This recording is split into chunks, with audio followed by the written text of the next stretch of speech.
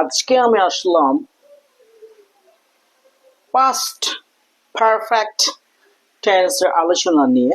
Past perfect কোনো সময় একা ব্যবহার হয় না। পাস্ট পারফেক্ট যখন আমরা ব্যবহার করি তখন দুইটা সেন্টেন্স ব্যবহার হবে, একটা পাস্ট ইনডিফিনিট এবং একটা পাস্ট পারফেক্ট। বা দ্য মেইন থিং ইজ, এখানে দেখেন এই যে যখন আমরা পাস্ট পারফেক্ট টেন্স ব্যবহার করি তখন কিন্তু আমরা বিফোর এবং আফটার ব্যবহার করে থাকি। আর এখানেই আমরা অনেক মিস করি এবং অনেক চাকরির ক্ষেত্রে এই কোশ্চেনটা আসে মাস্ট। 99% ক্ষেত্রে কিন্তু চাকরির পরীক্ষায় এই প্যাটার্নে কোশ্চেন আসে, তখন আমরা মিস করি। তো মজার ব্যাপার হচ্ছে বিফোর মানে কি? বিফোর মানে হচ্ছে পূর্বে। ওকে, বিফোর মানে পূর্বে এবং আফটার মানে পরে। Very simple.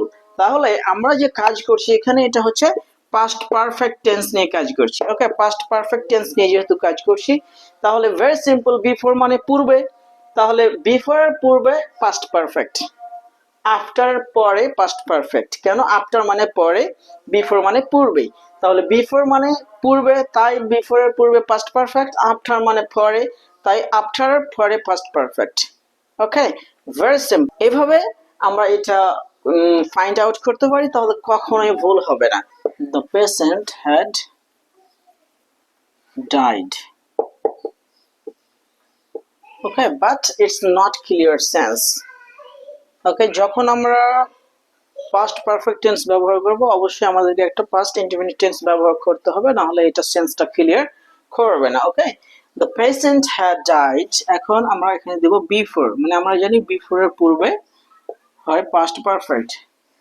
Before the doctor came. Okay, before the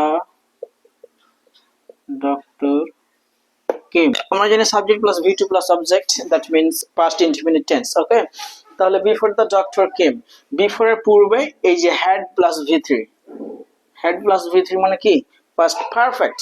okay, so past perfect. তাহলে এখন আমরা আফটার কিভাবে ব্যবহার করব? ওকে, এটাই যদি আমরা বলি দ্য পেশেন্ট ও the doctor came. Okay, the doctor came after the patient had died.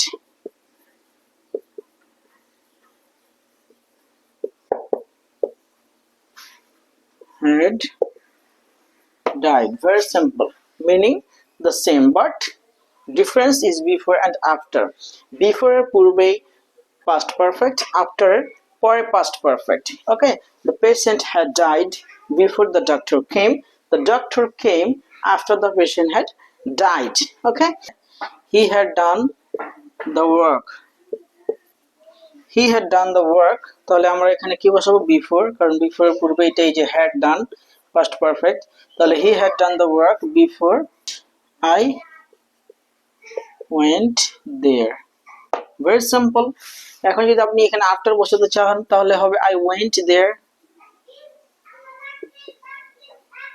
I went there after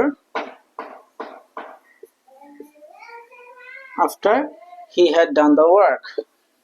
He had